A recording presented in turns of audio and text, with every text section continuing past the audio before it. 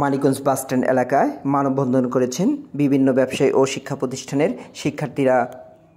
তাদের দাবি, অপরিকল্পিতভাবে ডিভাইডার দিয়ে মানুষদেরকে বিভিন্ন ধরনের ভোগান্তির শিকার হতে হচ্ছে। তাদের দাবি, ডিভাইডার অপসারণ করে দ্রুতই যেন এখানে গোলচত্বরের ব্যবস্থা করা হয়।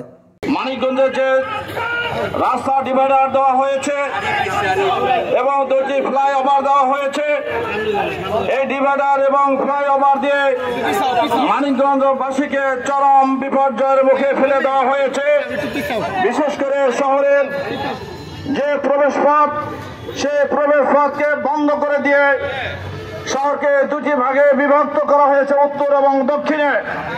যে কারণে মানিকগঞ্জবাসী কোনোভাবেই এই ডিভাইডার নামতে পারে না।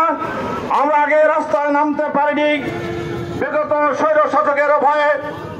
এই বাস স্ট্যান্ডে যে আমাদের আজকে ব্যারিকেডের কারণে সর্বসাধারণ স্কুল কলেজের শিক্ষার্থী, বয়স্ক, অসুস্থ মানুষ, ব্যবসায়ীবৃন্দ, সকল ধরনের মানুষের কষ্ট হচ্ছে। এই অবস্থা থেকে আমরা চাই এখানে গোলচত্বরে দাবি করি সাধারণ মানুষের, সকল মানুষের জন্য এই সেবা নিশ্চিত করতে হবে, আমরা এটা চাই। মধ্যে একটা মাঝখানে ডিভাইডার তৈরি করে দেওয়া হয়েছে, অথচ আমরা মানিকগঞ্জের সকল বাসিন্দা ছোটবেলা থেকেই দেখেছি এই মানিকগঞ্জ বাস স্ট্যান্ডের গোল চত্বর এবং এই পার ওই পারের সাথে কি পরিমাণ হৃদ্রতা ছিল। তো একটা অবৈধ সরকারের দ্বারা অবৈধ কার্যক্রমই আমি মনে করি যথেষ্ট। কিন্তু আমরা এখন যে দাবিতে আমরা এখানে ঐক্যবদ্ধ হয়েছি, ইনশাল্লাহ আপনাদের এই দাবির সাথে মানিকগঞ্জ জেলা বিএনপির আহ্বায়ক আফরোজা খান একত্রতা পোষণ করেছেন। আজকের এই 2025 সাল পর্যন্ত এই মানিকগঞ্জে ঢাকা আরিচা মহাসড়কে হাইওয়ে রোডের মাঝখানে ডিভাইডার তৈরি করে এই অঞ্চলের মানুষের ভিতরে চরম পর্যায়ের দুর্ভোগ সৃষ্টি করা হয়েছে। সংগ্রামী ভাইয়েরা, আমরা বলতে চাই আমাদের এই শহরের দুই সাইডে যে ইউটার্ন রয়েছে, এই ইউটার্নে বিগত 3 বছরে অসংখ্য মানুষ রোড অ্যাক্সিডেন্টের মাধ্যমে তারা মৃত্যুবরণ করেছে।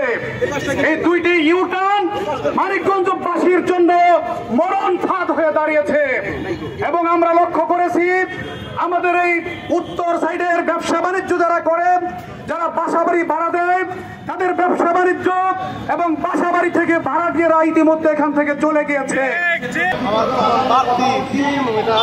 যাতায়াত যাওয়া এবং আসা এই যে ভোগান্তি, এই জনব্যবস্থাপনা, এর বিরুদ্ধে আমাদের অবস্থান। আমরা চাই যে আমাদের এদিকে উত্তর এবং দক্ষিণ মানে ভারতের যে যাতায়াত যে ব্যবস্থা, এই ব্যবস্থাটা কত দ্রুত সহজ করা যায় এবং একটা গোলচত্বরের ব্যবস্থা করা যায়, এটা আসলে আমাদের সকলের বিষয় করতে হচ্ছে। আমরা এখানে গাড়ি পাঠাইতে পারি, গাড়ি পাঠাইতে গেলে অনেক জায়গায় ঘুরে আসতে হয়, আমাদের কষ্ট আমাদের অনেক সমস্যা হইতেছে এই ডিভাইডের কারণে। আমরা চাই দ্রুত এই ডিভাইডার অবসর করা হোক। এখানে কিসের দাবি করছেন যে এখানে একটা গোলচত্বর হোক, আমাদের গাড়ি নিয়ে যেতে সহজ হোক, আমাদের ঘোরাঘুরি করতে হবে না। আপনার